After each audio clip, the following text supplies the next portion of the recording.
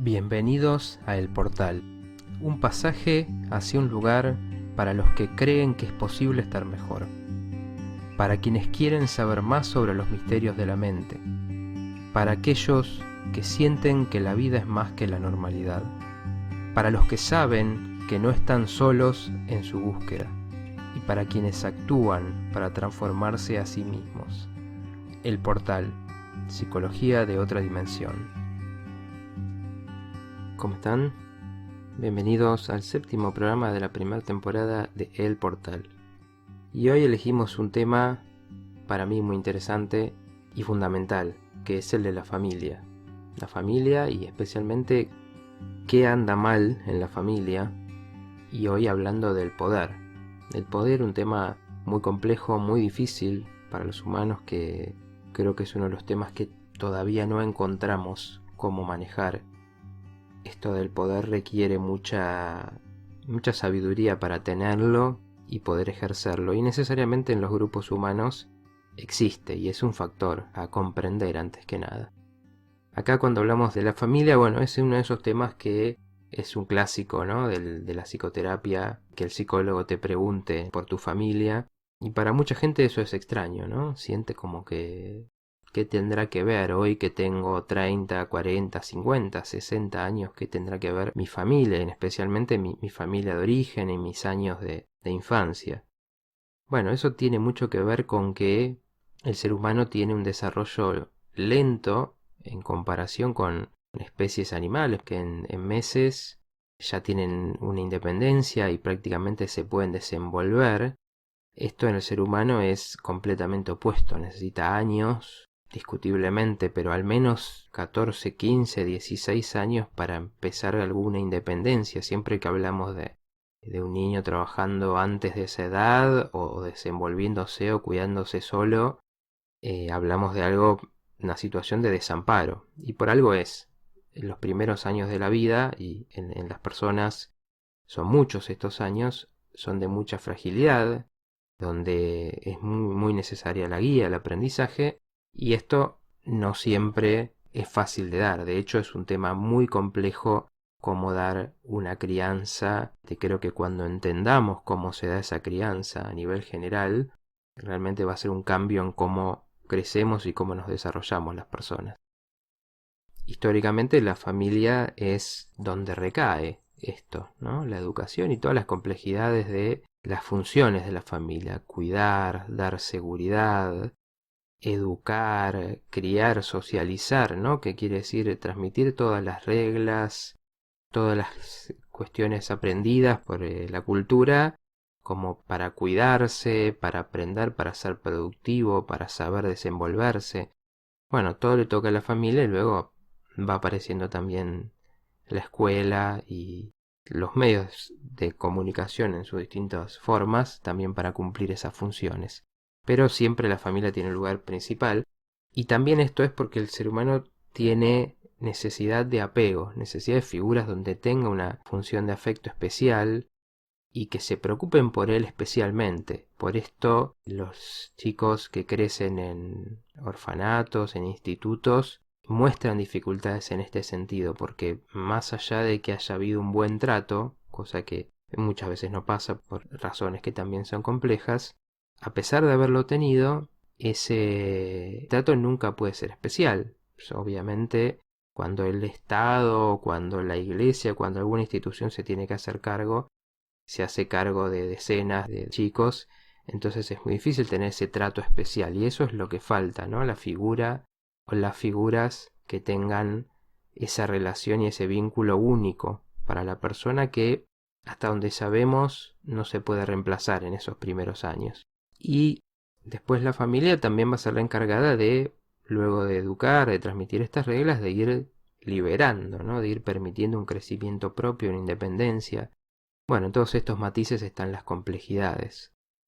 Después podemos tener muchísimas polémicas sobre la familia. Hay personas que sostienen que sigue siendo fundamental y que hay que defenderla. Hay otras personas que directamente dirán que no es necesaria, que no tiene que existir, que es culpable de todos los males. Lo cierto es que, sea como sea que avancen las configuraciones, las familias que han ido cambiando, a familias monoparentales, a familias homoparentales, a familias ensambladas. Todas tendrán que seguir ciertos principios. ¿Y cuáles son estos principios? El orden y el equilibrio. Esto es lo que sostenía, por ejemplo, uno de los grandes de la terapia familiar, que es Salvador Minuchin, que su enfoque se basaba en la importancia de entender y restablecer ciertas jerarquías que tenía que haber en la familia, ciertos límites, cierto orden, que hacían que funcionara como conjunto y que a su vez cada persona pudiera desarrollarse por su cuenta. Toda familia tiene que tener un cierto equilibrio en algunos aspectos. El poder es uno, ahora lo vamos a explicar más en profundidad, que es el tema de este programa. Otros son las responsabilidades, esto de que en la familia no todo puede estar a cargo de una persona, o la mayor carga en una persona, y si eso pasa se empiezan a notar desequilibrios y distintos trastornos. También lo mismo pasa con el afecto, que es fundamental en la familia, y también esa distribución de cómo se da, las faltas a veces, los desequilibrios cuando está puesto muy en un hijo, por ejemplo, y no en otro, eso genera trastornos en ambos muchas veces. Y también la cuestión de la independencia y qué tanto se va permitiendo esa independencia y qué tanto se permite cuando esa independencia es posible, que es, como decíamos, a partir de la adolescencia es donde cierta independencia empieza a ser necesaria e importante, pero en muchas familias esto tiene muchas dificultades. Cuando hablamos específicamente del poder, bien, ¿qué es el poder en la familia y por qué es importante? ¿Y cómo tiene que estar equilibrado de alguna manera? Bien, una familia nueva que se forma con un padre o padres e hijos viene de otra familia, de familias anteriores de donde a su vez tuvieron origen, por lo tanto hay abuelos, tíos y demás. Para que la familia empiece a tener una cierta independencia, el poder tiene que estar en esos padres o padre que formen la nueva familia. ¿Qué quiere decir esto? Bien, hay familias donde, por ejemplo, los abuelos tienen una influencia tan importante y tan poderosa. Por ejemplo, esto se veía en estas familias tradicionales donde hay un patriarca en la familia o una matriarca que sigue dominando a pesar de que la nueva familia se fue a vivir a un lugar y trata de hacer una vida aparte, o muchas veces no lo puede hacer por esto porque ese poder sigue estando en ese abuelo. Bueno, ¿qué pasa ahí? La familia nunca decide por su cuenta, nunca puede elegir cómo quiere criar a sus propios hijos, cómo quiere llevar su vida. Y esos son los trastornos de la libertad. Por supuesto, una familia para funcionar bien, el equilibrio tiene que estar en que se pueda formar y pueda empezar a tener alguna diferencia de dónde viene cada uno de los miembros, porque esta familia es algo nuevo. Entonces, si sigue mandando, entonces muchas veces tenemos estas historias donde los patriarcas de las familias obligaban a los hijos a casarse, o obligaban a ocultar un embarazo, o impedían un aborto, o obligaban un aborto. Todas estas cuestiones que hablan de esa influencia, también muchas veces trayendo problemas en la pareja, ¿no? Que ese es un tema un poco diferente, pero siempre que está una intervención muy fuerte en el poder de uno de los miembros de la familia extensa, generalmente también trae problemas en la pareja y por lo tanto en el grupo de padres. Entonces en la familia el poder en principio tiene que estar en los dos padres.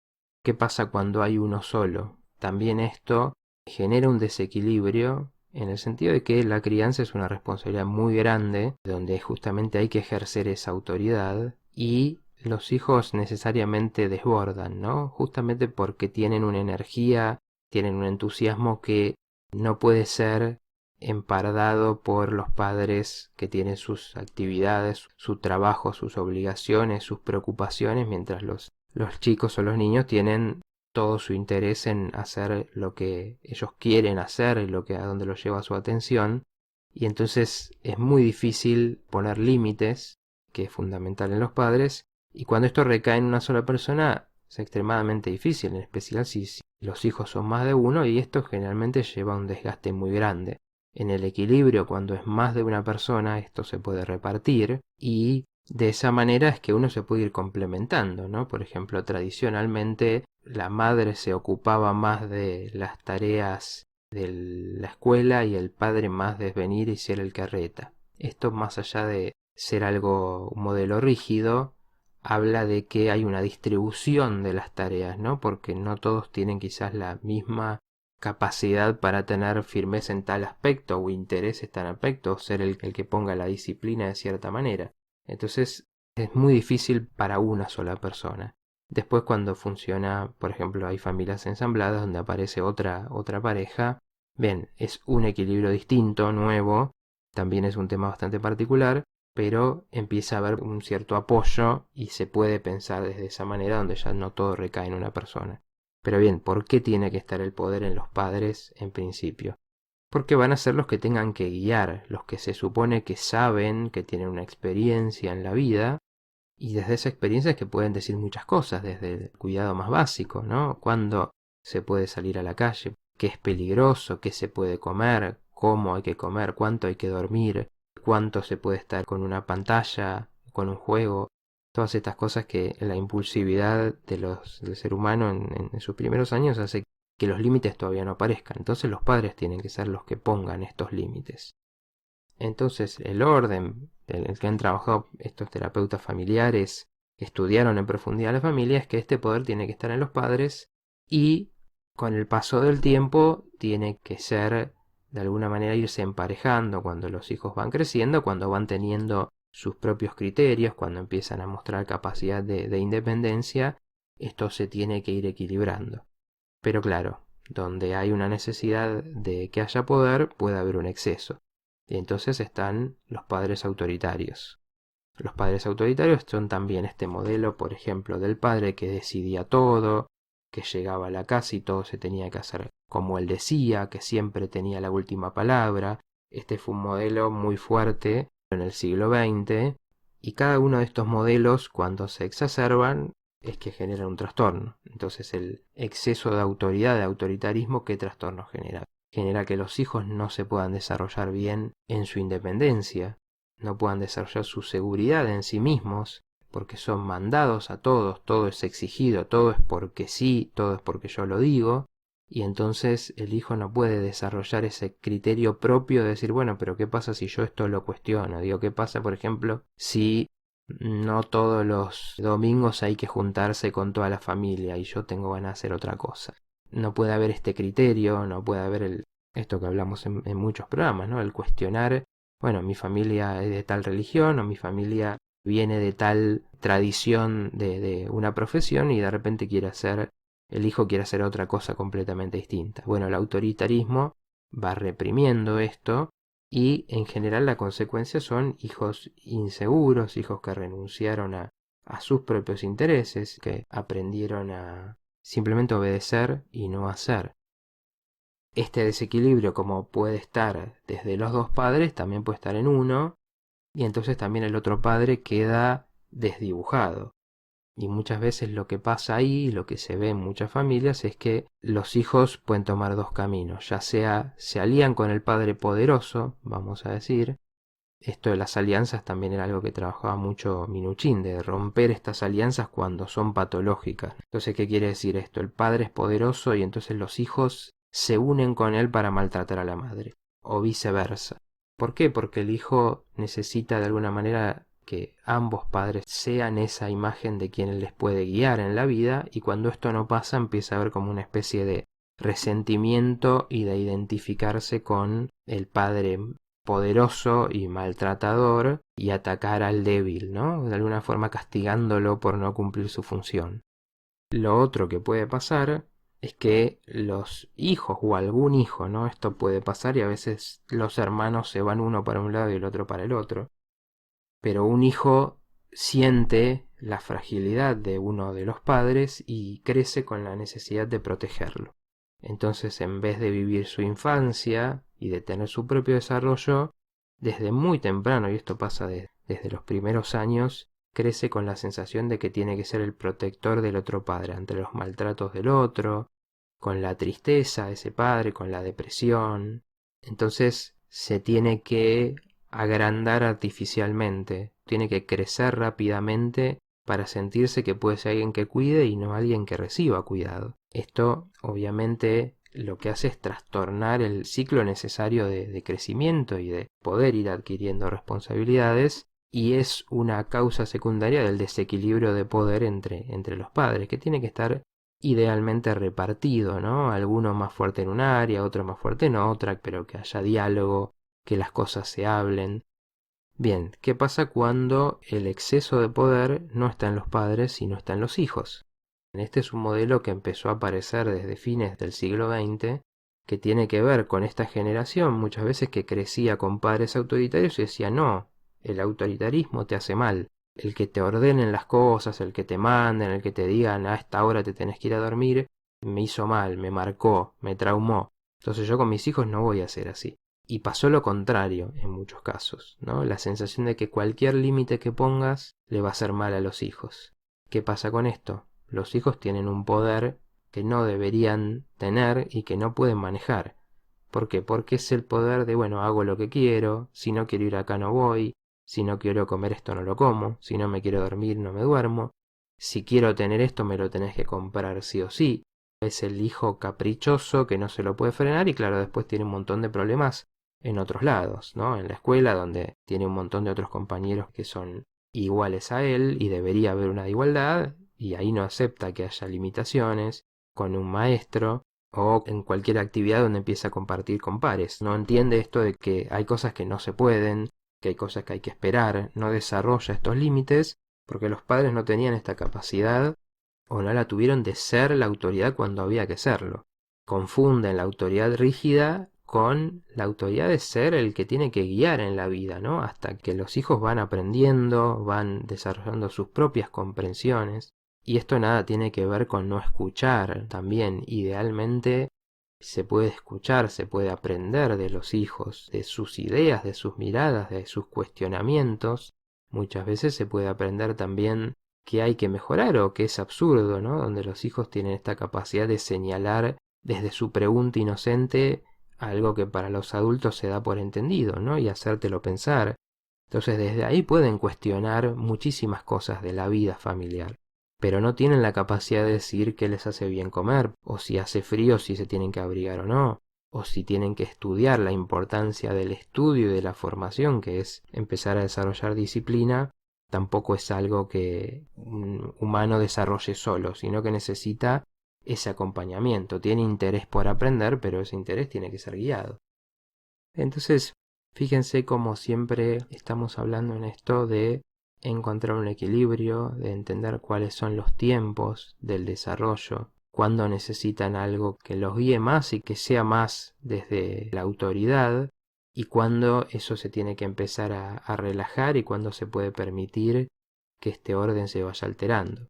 Para entender esto es muy fácil pensar en la violencia, ¿no? Como el máximo del poder mal ejercido, el poder que es destructivo sobre el otro, y en el otro extremo, en el otro polo, el abandono, el dejar hacer lo que quiera, donde vemos hijos que crecen en la calle, y más allá de que la calle tiene muchas grandes enseñanzas para dar, una cosa es explorar y otra cosa es estar abandonado en eso. Entonces, de estos trastornos, ¿no? De la autoridad y del poder como uno de los temas dentro de la complejidad de la familia, es que después van apareciendo las patologías, y por eso es tan importante entender dónde uno creció, dónde estaba el poder, qué modelos uno tomó de eso, cómo se benefició de eso y cómo eso lo perjudicó también.